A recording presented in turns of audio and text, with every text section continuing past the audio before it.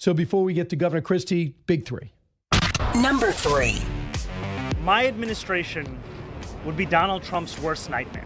I will actually deliver in a manner where he is simply betrayed. Yeah, how could he still be leading? Zohran Mamdani found out to be living in a rent-controlled apartment traditionally given to people who are financially disadvantaged. This guy is wealthy. What a hypocrite. He belongs to an organization, socialists, who want to take apart the family, and now he wants to go to war with the federal government with Donald Trump. How does that benefit a city? Number 2. If they want to evade that arrest, they're going to have to stay outside of the state of Texas for literally years. And they might as well just start voting in California or voting in Illinois, wherever they may be. We are incapable of conducting business for the people of Texas because they have fled. Yep, that is Governor Greg Abbott. Gerrymandering madness continues this week as Texas lawmakers hold out without payment thousands of miles away from home while Dems queue up a response in blue states. A move few on the right fear any reprisals from the move to get more GOP districts in Texas. They're doing that. They're going to go for Florida and Indiana right after that. I'll tell you why. Number 1. We have a shot at it. Look, it's got to be solved. You're losing thousands of people a week, Russians and Ukrainians mostly.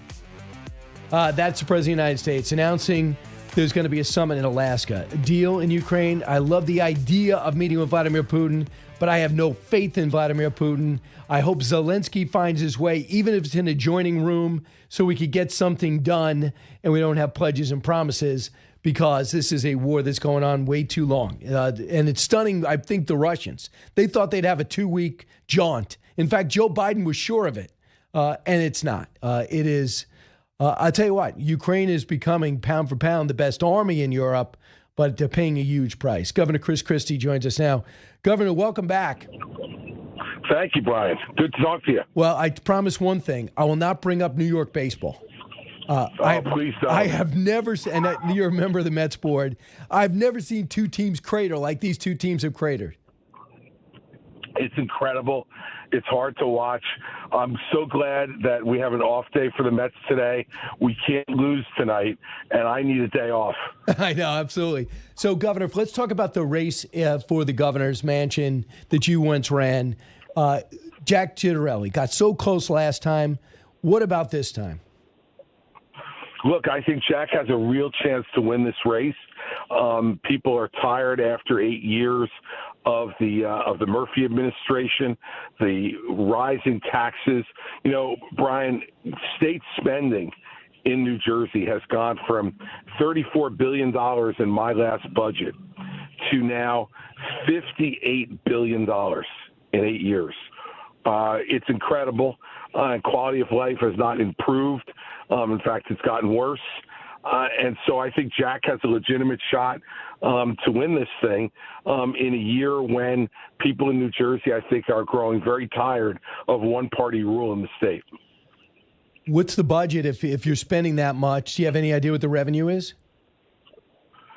Oh, well, look, right now they have a technically balanced budget, but the problem is that they're still spending some of that COVID money and some of the other federal money that Joe Biden was doling out. The next governor is going to have a real crisis on their hands, Brian, when it comes to the budget. A couple more New Jersey questions. Number one, you put out on Twitter that you guys were working natural gas to the point where you are basically an energy independent state. What's happened since Murphy took over? Well, since Phil Murphy took over, just as I was leaving, there were 2 more new gas plants getting ready to go online in New Jersey. He canceled them, and he closed 4 other ones. And his whole dream was to, as you know, be, doing just renewable energy, which makes absolutely no sense at all to be relying solely on that. It's certainly not in a state as large and densely populated as New Jersey, really any place in America for that matter. Fact is that we went in 2016, Brian, for the first time ever, New Jersey was completely energy independent.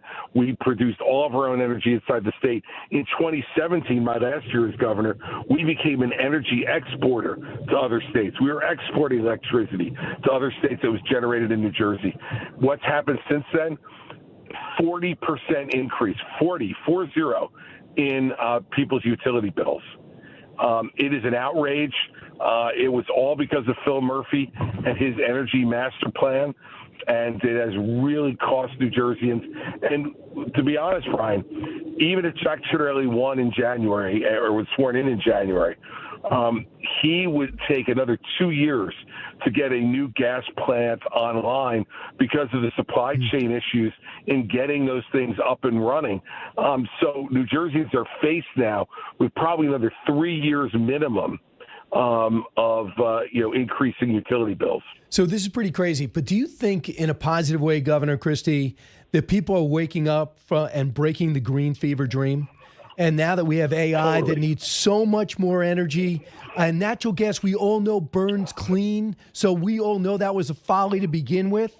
So do you think there's a change now that some clear-thinking Democrats will understand that dog won't hunt anymore? I hope so. And if they don't, I think the voters are going to make them understand by showing them the door.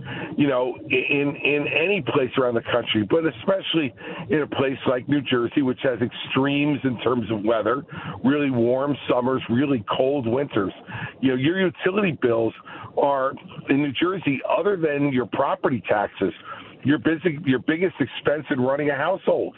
And these bills going up 40% in Phil Murphy's 8 years. So I hope that the fever is breaking. I could say this in New Jersey, people are starting to notice it. They're not happy about it. And they realize that it was an unforced error, Brian. This did not need to happen. We were an energy exporter.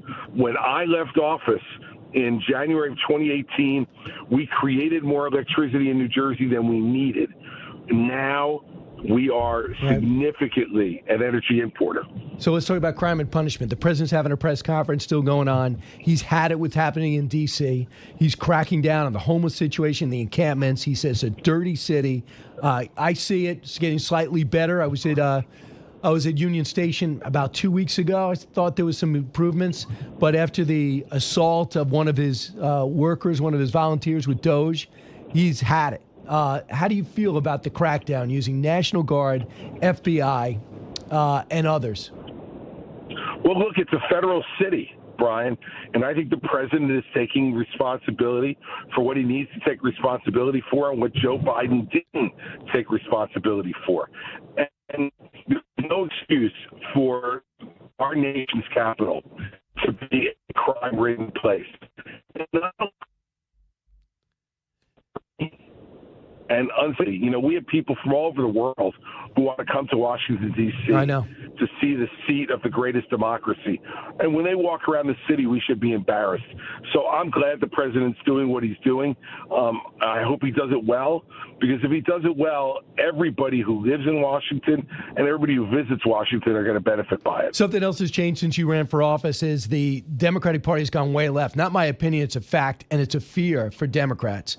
Zohran Mamdani winning, going away in that primary against Cuomo, and now opening up the lead since, despite his outward socialist views, his anti-Semitism beliefs, his anti-family beliefs, living in a rent-subsidized apartment, even though he's rich and his wife is loaded and his parents are loaded, yet he's against billionaires, and now he wants to declare war on Trump. Listen to this, cut 30. My administration would be Donald Trump's worst nightmare. And you don't need to take me at my word or take Andrew Cuomo at his. You need to only look at the actions of the Trump administration since I won the Democratic primary. How else can you describe a president who has proposed denaturalizing the Democratic nominee of New York City? How else can you describe a president who has sought to entertain suggestions of deporting me, of arresting me, of taking control of the city over the will of New Yorkers? Those are the actions of a president who is afraid of the fact that I will actually deliver in a manner where he is simply betrayed. You think this guy's going to deliver? It's laughable.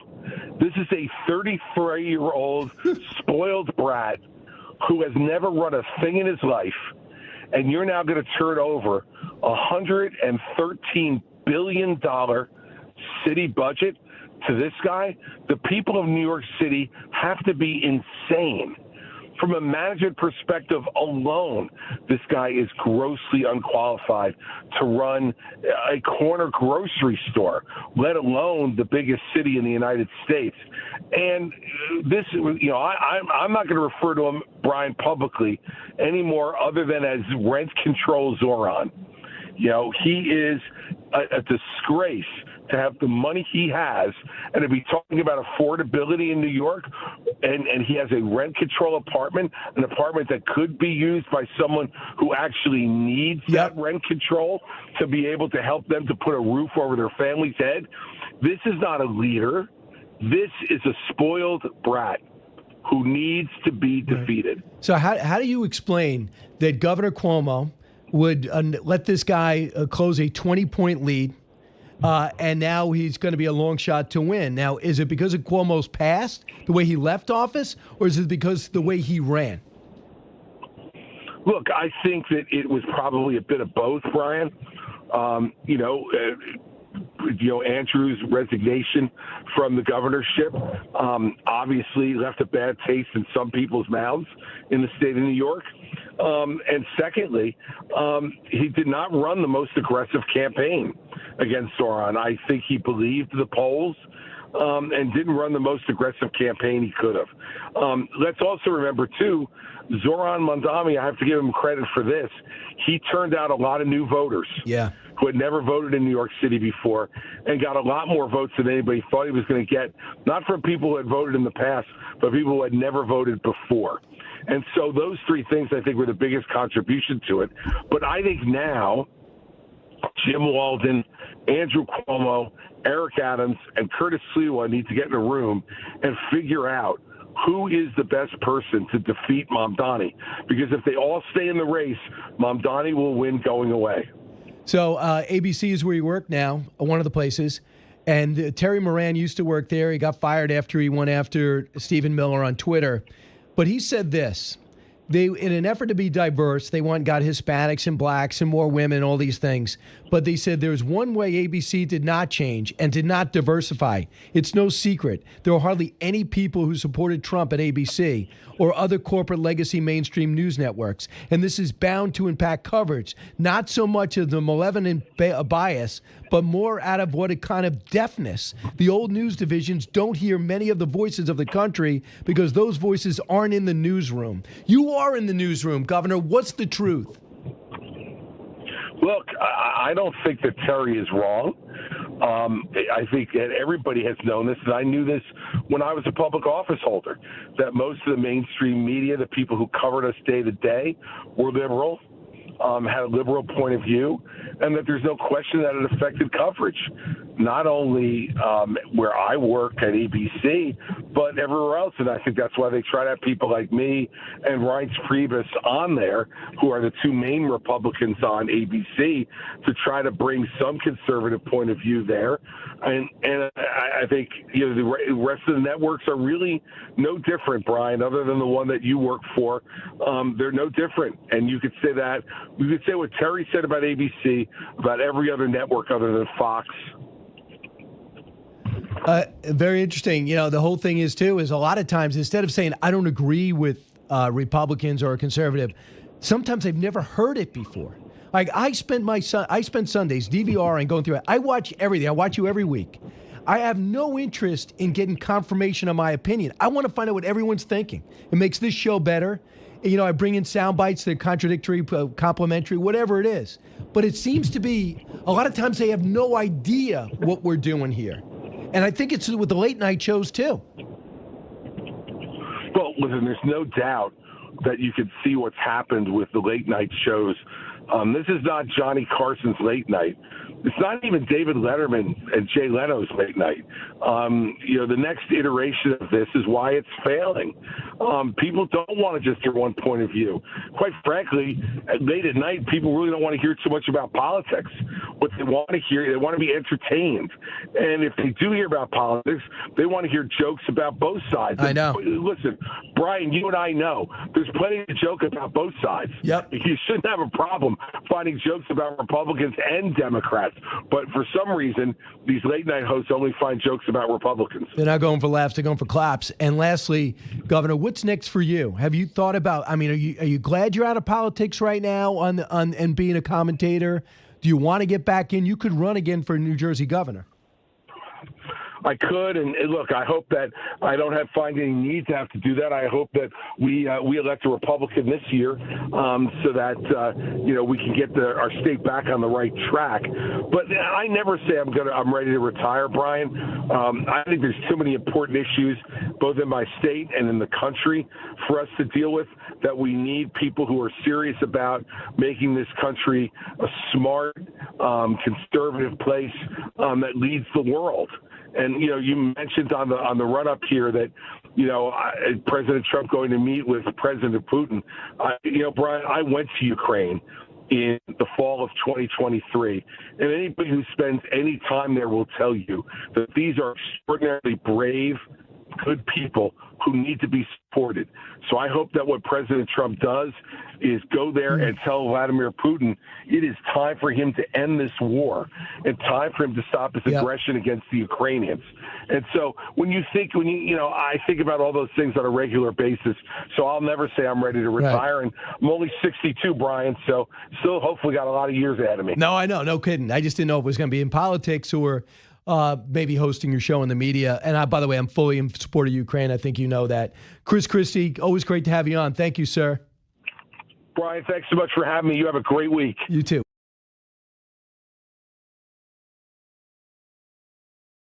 Lawrence, your thought. Well, first off, great to see you. We love our Mondays now. We missed you, man. Yeah, I had to go away. I was at our Caribbean bureau. Everybody needs a reset so you can come back stronger. Right. And there's a lot of news for you to get to. Absolutely. So this summit in Alaska on Friday, I don't think there's any preconditions at all going in.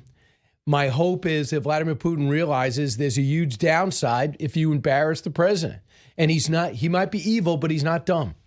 Well, that is the one condition. I don't think you even have to be a rocket scientist or a great, analyst to realize that the president has ratcheted up his rhetoric against Russia as well as Putin. As he says, he's not happy with Putin. Putin would tell him one thing in the mornings, and then at night he was killing all these people. Right. And so the president has made it very clear. He's been wanting this meeting for a while, and the president has made it very clear. Then we need something. We need a deal. I'm not just going to meet with you just to meet with you.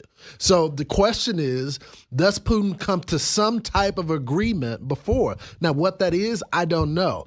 The one thing that I'm worried about, Brian, is that apparently Zelenskyy doesn't have the approval yet. They have to vote on it to give up territory. So what does that mean in the negotiation? I'm not sure. A couple of things I think is significant. There seems to be some confusion. Yeah. So Zaporizhia is one region that would be swapped for basically all of the Donbass region. Mm-hmm. So that's what they mean by swaps. Now, the thing you could always do is what we did in the Cold War. We knew that Lithuania, Latvia, Estonia was part of the Soviet Union, behind the Iron Curtain. But we never acknowledged that they were part of the Soviet Union legally. Right.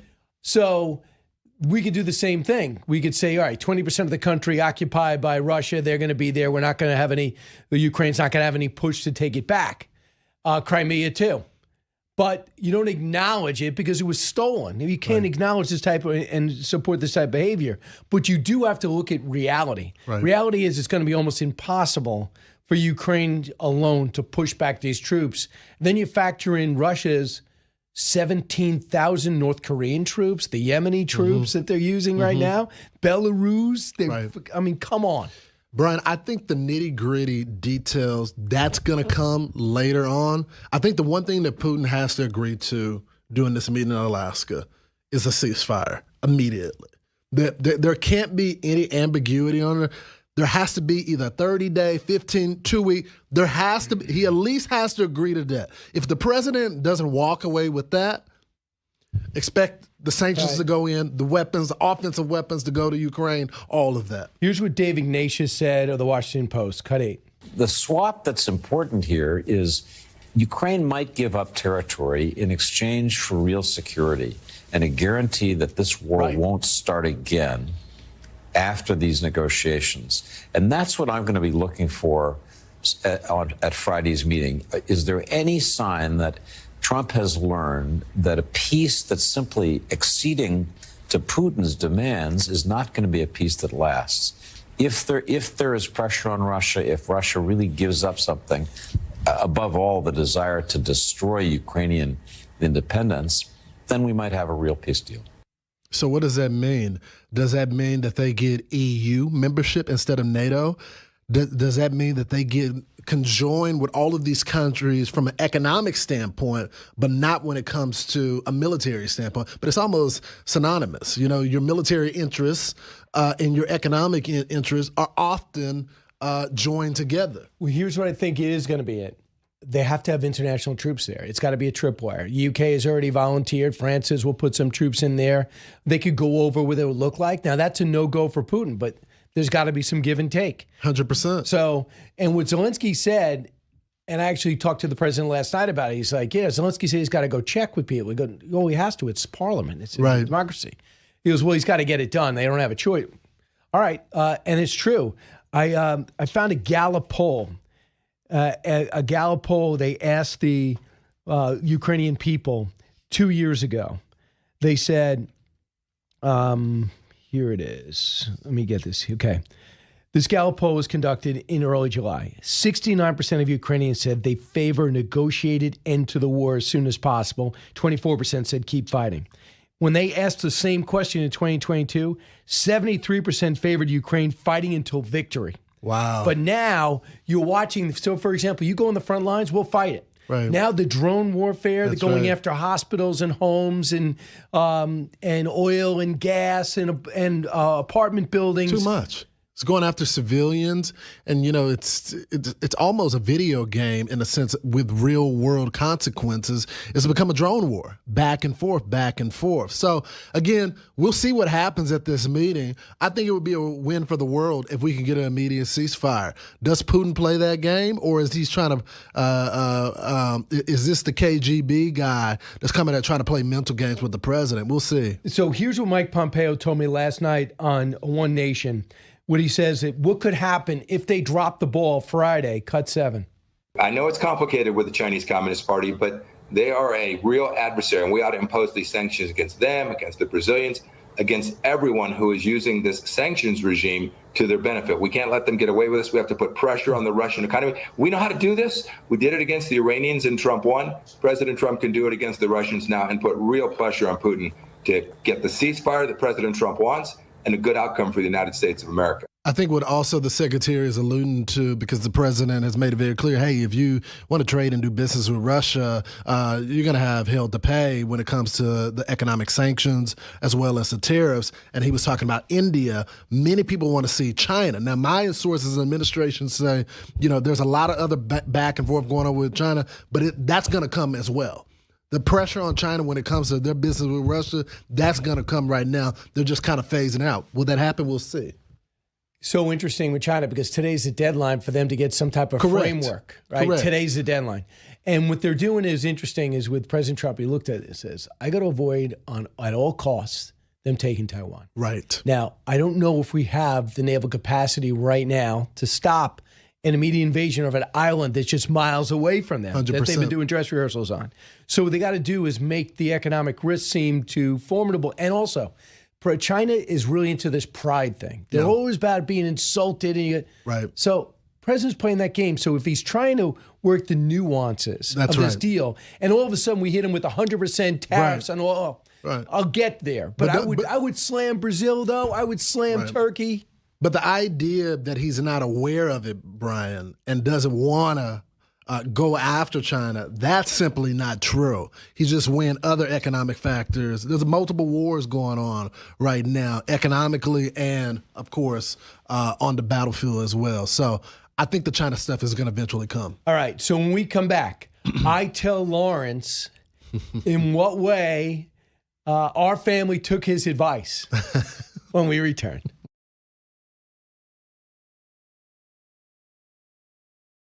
So we are back. Lawrence Jones is here. So Lawrence, we had a big decision as a family because I have a Great Pyrenees. That's right. And she had two brothers. That's right. She was a puppy, and the brothers were 7 and 8. Mm-hmm. They both passed away. Rocky and Apollo passed away within months of each other. So the dog's alone. Has not been the same since. Oh, yeah. So the theory, and you're better at dogs than I am. You actually train dogs. Yeah. One of the things you That's learn right. many skills is we should get another dog. The dogs used to be in packs, was surrounded on a farm by 7 other dogs, never been alone before. So then we think we get a Great Pyrenees. And then we started bringing up the Bernese Mountain Dog. Which so I I love. showed you both the pictures and the bios. I go, Lawrence, which your, and my whole family saying, what is Lawrence? No. And then they say, what did Lawrence say? So the Great Pyrenees people are foster parents. So, oh, wow. So they were looking, they found these 3 puppies, they say, and they said they needed to do a video of me on FaceTime to see my whole yard. They called my vet to see what kind of, told my vet to see what kind of dog parents I am, right? So they do that, questionnaire. Yeah. Oh, you got to be kidding me. To get the Great Pyrenees rescue. So we're thinking of going back and forth. And then the Bernese Mountain Dog. So we went Bernese Mountain Dog. Oh, yes. It comes on. Beautiful dog, guys. Comes Thursday. Oh, this is going to be great. Right. So 2 different organizations. Totally. Wow. Yeah. So we feel bad about the rescue because we like the idea of a rescue. Right. But we also know I spent so much money on, and my dogs, Rocky and Apollo, were great. Deaf. One's deaf. Right. They both had knee operations. Rocky had 4. So I'm going to Cornell University, which if you guys listen around the country, it is 200 miles from my house. Oh, yeah. And then there's checkups. And believe me, we're not anti,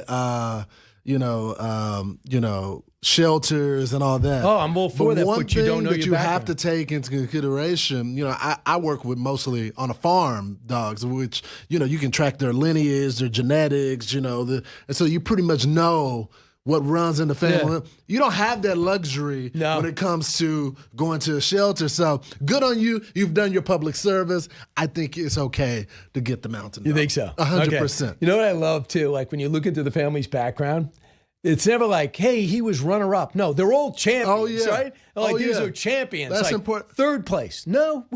They're all champions. 100%, because that people care, and it's not just like the dog. It's the cows. People track the genetics of them. There's money in the genetics, the horses and all that type of like that. You're gonna have a great dog. This is gonna be good. You deserve it. You deserve it. Well, it's gonna be great for the family. So how soon do you want to meet the dog? When do you want to meet the dog? I probably next week I'll be ready to go and do a full assessment, see the temperament, see how he's getting along with the other dog. You can tell in 12 weeks what kind of temperament? Oh yeah, you can tell the temperament within 4 weeks. When they selected Nala, it was really hard because they said, okay, you got this military canine, these great genetics, but you're going to be around people all the time. So you want the dog to protect you, but also like the people. And they got it down to the science. They could tell her temperament immediately, and she's great around people. Because you can't worry about kids. No, can't worry about kids. Or people, kids will grab the ears and twist it. I'm in a diner, packed diner, for a whole year. Me and Nala traveled over 500,000 miles, and people running at you and everything, and Nala's just following me through the diner, and she knows what's a threat and what's not a threat. Have you gotten people, because we all get this, because we're on television. Yeah. Have you gotten people walk up to you and go, I hate what you guys do. How could you be at 5? 100%. And does she pick up on the negativity? 100%. She can pick up on the negativity. 100%. It's funny because we actually had an incident where this guy was like following me, and I saw him following me, but I didn't really like put that much there. He was, kind of a wimpy guy. And so me and her just going, I just been and I'm walking her, going through, and this guy comes behind me, and she unleashed immediately before she could sense it. Wow. I was like, hey, dude, you just got to chill out. And when I told her to calm down, and she was like, she made the point, and it was time to go. Wow. Quick question. I didn't know about the PBR thing. Tell me about this. It's on this Fox is great. Nation? Fox Nation is now streaming all the PBR. This is a Fox Nation exclusive now. They have such a great production team. These guys are real pros. Remember, they broke off from the traditional rodeo, and now it's a team sport now. And I just had the great opportunity to allow me to host. I'm like, I don't know anything about that. I know about, you know, 'Cause you're from amateur Texas? stuff from being a Texan and attending the rodeos when I was younger. But the point system was very easy to pick up on, and they let me do some commentating. I was really honored to be able to do this. Those guys are just great. This is going to be a great. And Chris Jansen loves Fox News. He could not have been more gracious to the Fox audience. Is he the play-by-play? No, Chris Jansen, remember the country singer? He's been. Chris Jansen. Yeah. He's great. Great family.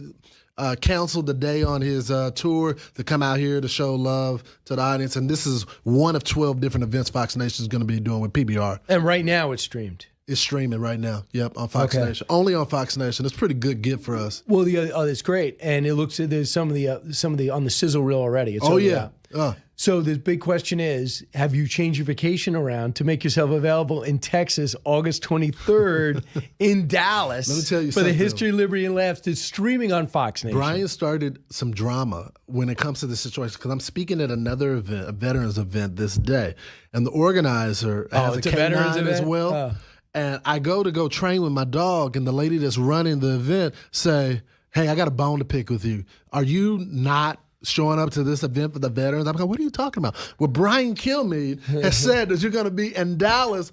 The event is the same day as Brian's event. But I'm going to make it up to Brian. I'll see y'all in Richmond. In Richmond, Virginia. Richmond, Virginia. So, Allison, you heard that, right? I heard it confirmed. Okay, we gotta get some parts for him. I got some. There's gonna be auditions. I mean, I just can't just roll you and out. I'm a there. terrible actor, so this is gonna be terrible. And I don't know what to do. That's perfect. It is. The audience is gonna be making fun of me. No, it is meant to be fun. The whole thing is meant to be fun. Yeah, fun making fun of LJ. This is gonna be great. Right, absolutely. And then. I guess we'll have to see where it goes. But just go to BrianKilmeade.com. And Lawrence Jones will not be showing up because veterans, that's a very important thing. Very important event. I just thought it was going to be another one of your vacations. One of your... Yeah, because I take so much vacation. Well, when are you going away? The end of the month. You're going to the end of the month. Yeah, for vacation. Now, I think Ainsley's going away at the end of the month, too. Am I going to just have to sustain the show myself? You may have to sustain the show. Do you think no co-host, just me? Brian in the morning? He would love that. His dream comes true. He can talk about Russia and Ukraine. Non-stop. General Jack King. And trade. Ambassador Gordon Sondland next. Lawrence, I'll see you tomorrow. Fox and Friends. Dude.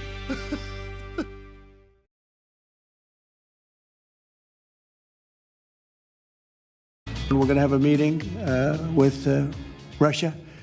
Start off with Russia. You're looking at territory that's been fought over for 3.5 years with, a lot of Russians have died, a lot of Ukrainians have died. So we're looking at that, but we're actually looking to get some back and some swapping. It's complicated. It's actually nothing easy. So the President of the United States is taking a bit of a risk over to Alaska. I know he's pumped up about the opportunity to do something good. He's not there to make small waves. He wants to make big waves and make the world a better place, especially when it comes to bringing peace. He wants to go back to good old-fashioned making deals on trade, not on life and death. So he's hoping that Vladimir Putin understands that if he comes in with these demands of no EU, no NATO, keep land that we have and grab land that we haven't won over yet, don't have an army, more than 9,000 people, have immediate election. All this demands, it's never going to work. Even if Trump said, that sounds great, Europe wouldn't sign off on it, and Zelenskyy wouldn't sign off on it. Ambassador Gordon Sondland joins us now, former EU ambassador under Trump for 2 years, and he's going to tell us about what he thinks is going to happen in this meeting. Ambassador, welcome back. What are the stakes on Friday in Alaska? Well, the stakes are huge, and it's going to be very difficult to negotiate with Putin without the Europeans stepping up and saying that they're going to provide the boots on the ground in Ukraine if these negotiations don't go anywhere.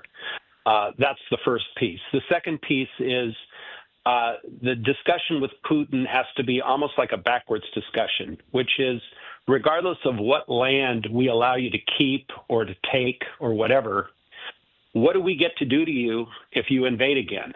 That's got to be the question up front. And the answer to that question is any number of things. Number one, Ukraine gets to join NATO immediately. NATO will defend Ukraine, whether they join or not. There have to be such high stakes for Putin if he goes 1 inch back into prohibited territory again, that the security guarantee is almost absolute. And I'm not sure he's going to agree to that. So we're back to boots on the ground, and they need to be European boots, not American boots. Well, you have the volunteers already. I mean, I thought that would be tough, but France and UK have already said, yeah, we'll help out. I'm sure others would be interested, but that's where Vladimir Putin goes, no, I don't want any international troops there. Yeah, well, he doesn't have a choice.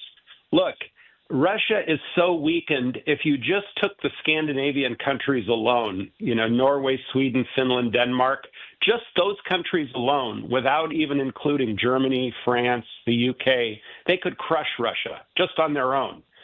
So the teeter-totter has been teetered, if you will. And it's now time for the president to get really tough with Putin. He's given him enough leeway to try and make a deal. I know he's trying a grand bargain to pull him away from China and reward him for doing that with maybe a small piece of what he took in Ukraine. And I think he was trying to persuade Zelenskyy to give in a little for the common good. But Putin isn't having any of it. Putin wants the whole enchilada, and he's not going to get it. So why is he agreeing to Alaska? I mean, he could have just kept doing what he's doing and had icy relations with us, and we could have gradually put on stricter sanctions. Why does he want this meeting in Alaska? Oh, I think he's going to try and charm Trump along, and I think Trump sees through that. But, Putin is an ex-KGB guy, and, you always want to get in front of people if you're a spy. There's nothing like looking someone in the eye and giving them a complete line of BS, which is what Putin will do and has done. So there's some disagreement on what Steve Witkoff thought Putin was offering. First, he said Russia would pull out of Zaporizhzhia and Kherson in exchange for complete control over Donetsk. Then later he said, well, they just want complete control over Donetsk. So are we having problems with the interpreter? Steve Witkoff's not somebody to tell fables. So what do you think's happening there? No, Steve Witkoff's a very smart guy, and he clearly heard what he heard. Putin retraded, and Putin is always retrading. So, it's that simple. It just goes back into the same pile of garbage we just talked about a moment ago. Trump has to tell Putin in no uncertain terms, the war is over. The Europeans are going to take you on. We're going to back them, but we're not going to put American troops on the ground. We've given you every opportunity. And by the way, if this happens and we win, your presidency is over for all intents and purposes. Is that what you really want? Here is Zelenskyy yesterday. Listen. No one will retreat from this, and Ukrainians will not give their land to the occupier. Any decisions that are against us, any decisions that are without Ukraine, are at the same time decisions against peace. They will not achieve anything. These are dead solutions. They will never work. So that's what they're saying. Like, he's worried about being left out. Is Zelenskyy... should Zelenskyy make a hard push to be there, even if it's in another room?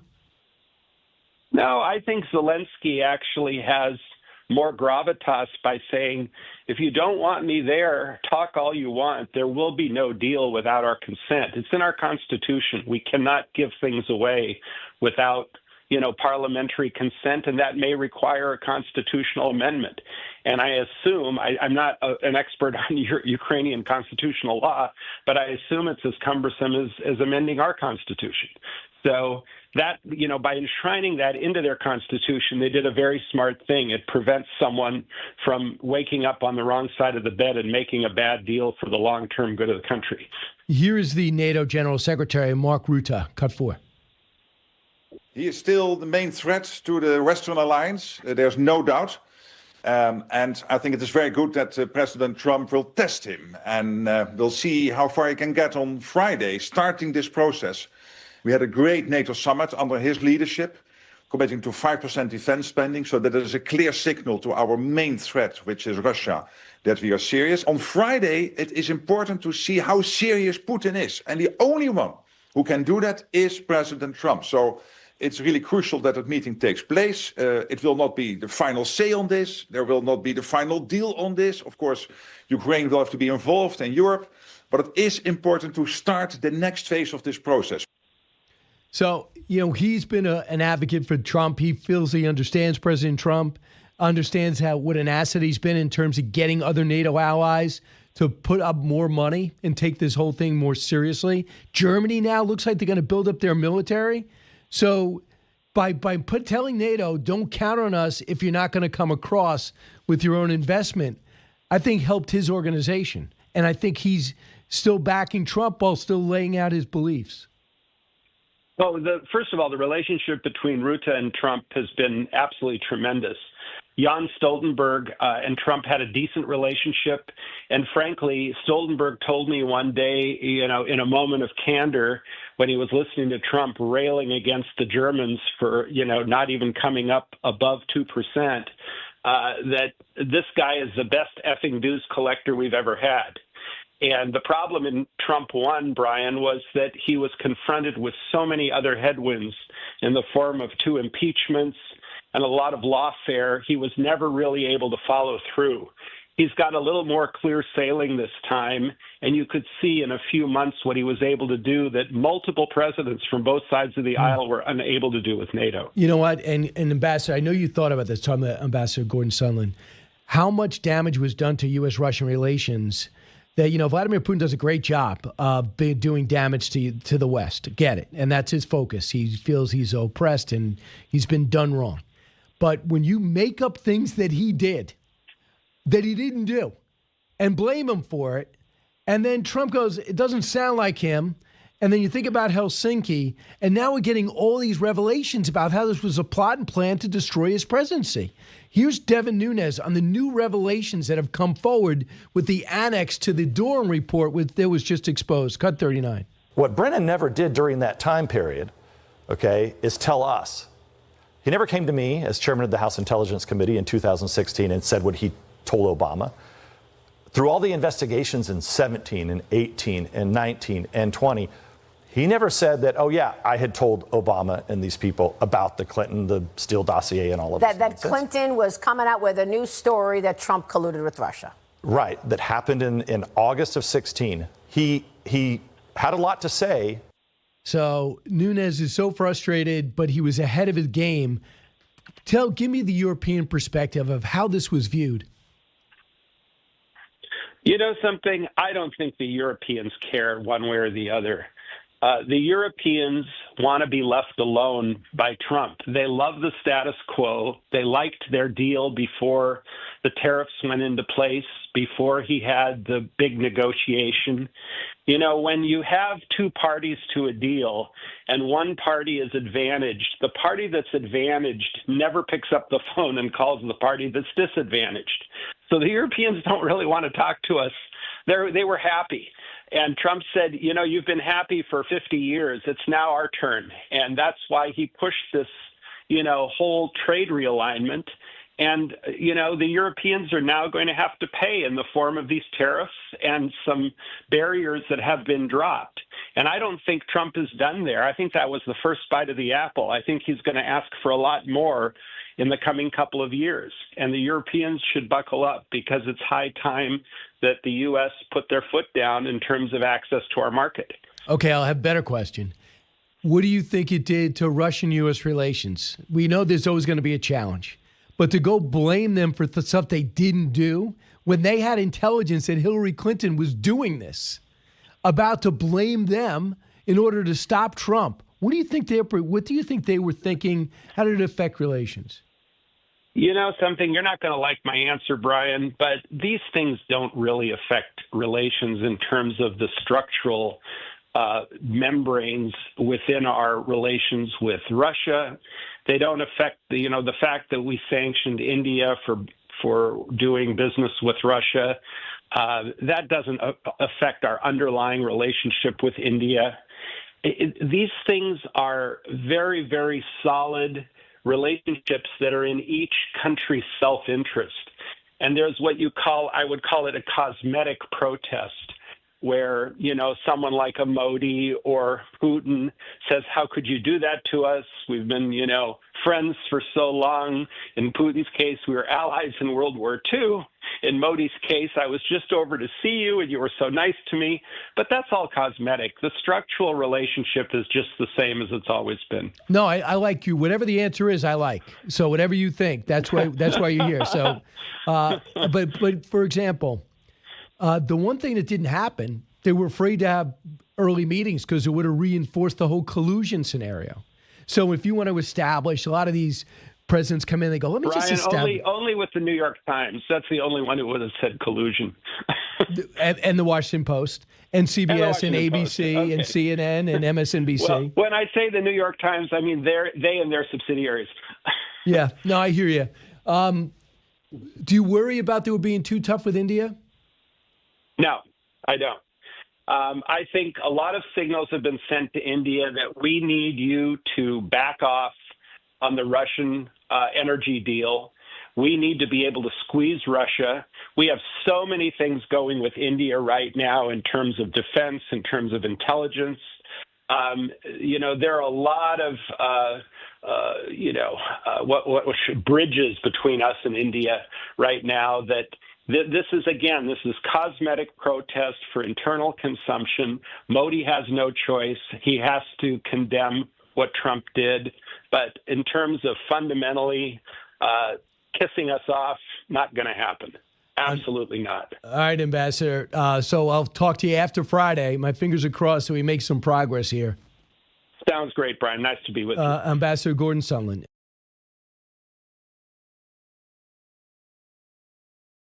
Well, joining us now is Marc Cadin, because as we talk about the macroeconomy, most of you are thinking about your own bank accounts.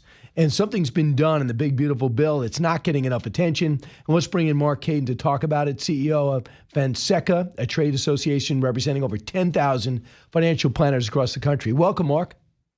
Thanks for having me, Brian. So, Marc, in this bill and some of the proposals being knocked around, is the President of the United States is thinking about, with Scott Bessent, giving people a little control of their 401ks.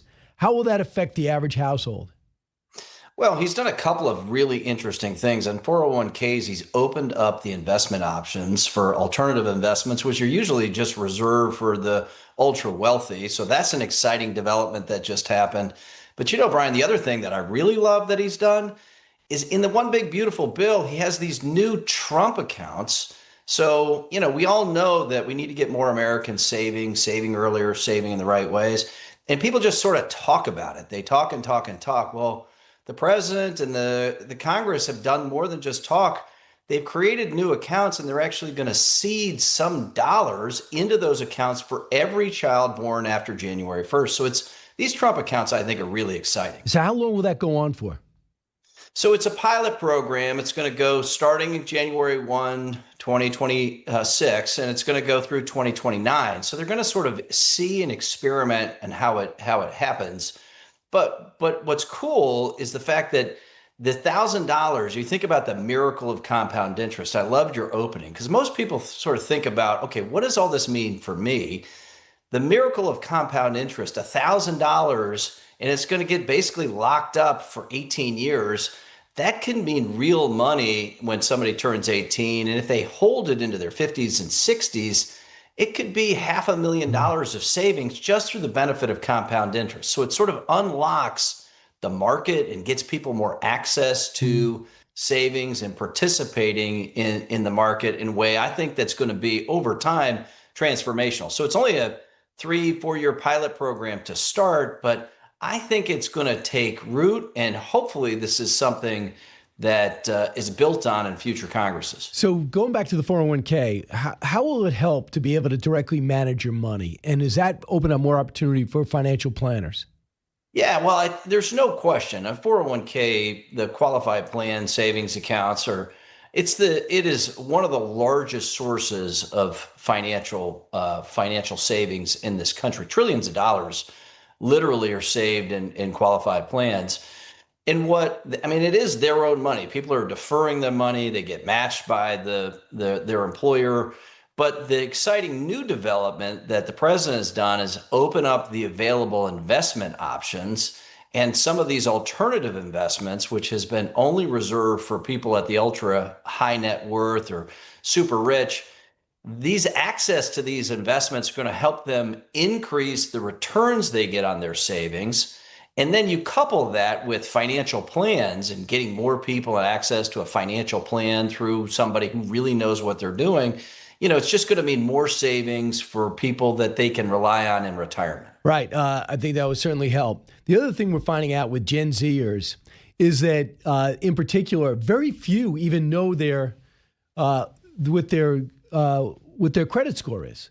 They don't even know the effort. They don't even know the metrics that go into it to begin with. A lot has to do, I understand, because people don't necessarily need credit cards now. You got Venmo and Zelle and other things. Yeah. But do you find that concerning? Because I was, as an early age, people said the credit score is everything. Don't be late on a payment. Don't be late if you get a car loan. Don't be late because they're going to judge you. It's going to be hard for you to get a house. Now it seems as a generation almost oblivious to it. You're exactly right, Brian. And I am very concerned about it. It's one of the reasons why I love Scott Bessent, Treasury Secretary's emphasis on financial literacy. Because I think about, we have 4 kids. I think about, our oldest, just has a different relationship with credit and credit scores and what does it actually mean? It sort of seems opaque, and that's something that maybe adults are going to worry about. And I'm not quite yet an adult. And I think that's happening with kids literally across the country, and it's got real long-term implications. So I am excited the fact that more and more states are requiring financial literacy to graduate high school, but we have to do more. There's just no question about it. We got to create incentives for people to develop financial plans, and so that they understand what a credit score means and how important it is to your financial future. So people, if the average person, along with your financial future and one about planning and how much money do you have in your account, can I retire? I get it. But the average person is more caught up in the day-to-day. I mean, isn't the number 6 out of every 10 people live paycheck to paycheck? And if that is indeed the case, they really feel the groceries. In practical terms, where is the inflation number for people you deal with, talk to? Yeah, I mean, inflation, it's come down a bit since the president took office, but it's still real. And people feel that in grocery stores. Thankfully, eggs have come down, the price of eggs, but it's still real. And the amount of disposable income has really put pressure on the wallet. I do think that as a general matter, people feel good about where this country is going. I think the economic growth numbers in the second quarter feels good. And it seems like it's a esoteric 3% GDP growth. But what that translates into is opportunity. It translates into more opportunity, more competitiveness, and that's really what we need. We need a vibrant and growing economy that everybody participates in. I think some of the tariffs and some of those dynamics, it's definitely created some uncertainty, but I think the long-term goal is to bring more domestic manufacturing here to the United States. So overall, I think people feel good, but there's more work to be done for sure. So on the tariffs, we don't really know where they're going to land. We're getting an idea. Senator Rand Paul is very skeptical about the whole thing. Cut 63. When we started putting a 50% tariff on aluminum and steel, it actually began back in 2018. The first time the first Trump administration did it, Europe put on tariffs, so did Canada, and bourbon sales plummeted. In fact, all U.S. spirits plummeted, and then finally there was an agreement made, and then the sales came back up. But no, this is an ongoing problem. Our farmers are suffering as well. Our farmers have had retaliatory tariffs, some of them going back to 2018 and 2019. And what we do is we simply give them direct subsidies. So the Trump administration has facilitated direct subsidies to the farmers to keep them quiet about the punishment of tariffs. So ultimately, you're going to hear from people. Yeah. So he's down on the tariffs. How does this play out for the average American family? Well, look, I think you got to look at the fact that, the president has cut a bunch of really good trade deals, right? There was a lot of uncertainty in the market. You go back 3, 4, 5 months, where the stock market was down 1,300 points and we were going into a recession and there were all these problems that were associated with the tariffs. And I think what that really signaled is that there was a change.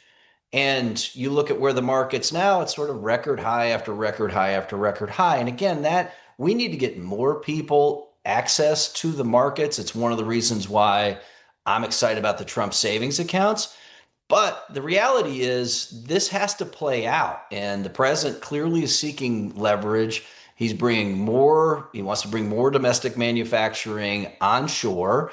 And, we've got to sort of let this play out. But overall, I think you got to give the president pretty high marks in terms of how he's negotiated this trade policy. Right. And do you worry about AI? Lastly, Marc, we're talking Marc Cadin, CEO, financial planner, CEO of Finseca.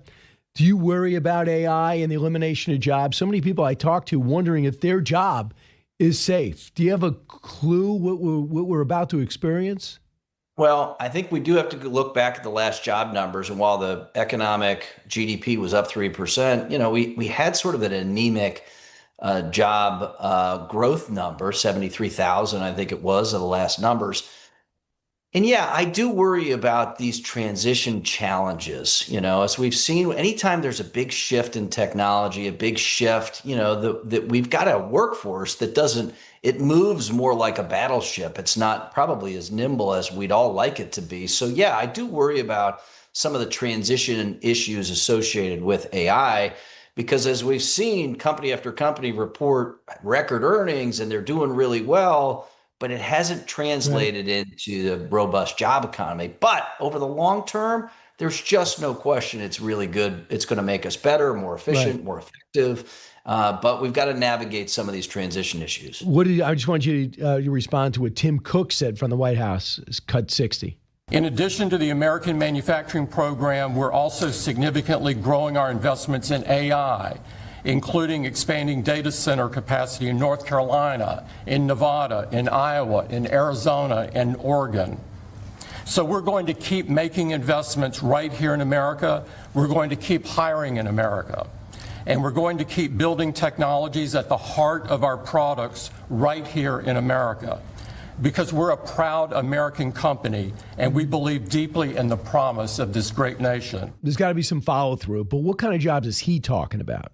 I mean, we're talking about hundreds and hundreds of thousands. You aggregate the total investment in the United States, trillions and trillions of dollars, and that's going to translate into real jobs. It was a couple of decades ago where Steve Jobs said, those jobs are never coming back to the United States. Conventional wisdom, the world is flat. Those jobs are never coming back.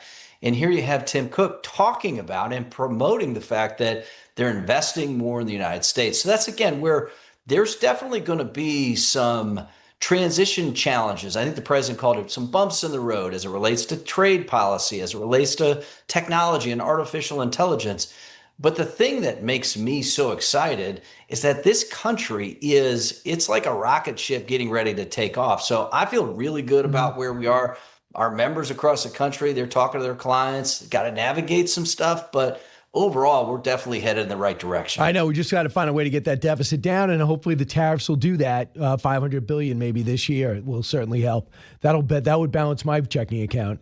Marc Cadin, thanks so much. Thanks, Brian.